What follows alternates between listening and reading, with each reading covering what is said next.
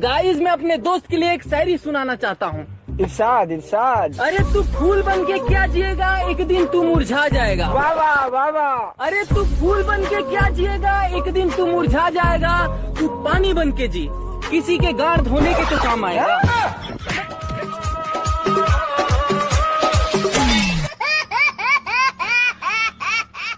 देखो लो, मई में हमार शादी के दिन धराइल बा।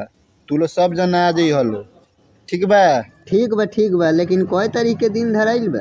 22/5 के तिलक, 24/5 के काथा मटकोर आ 25/5 के बारात बा। आ सोहाग रात कहिया बा?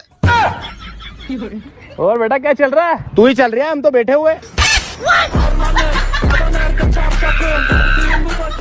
स्वागत भेल दिल से, मुंबई में स्वागत भेल मन से। ठीक कोइले भाई, लंदन ना गेले ना तो स्वागत होती है।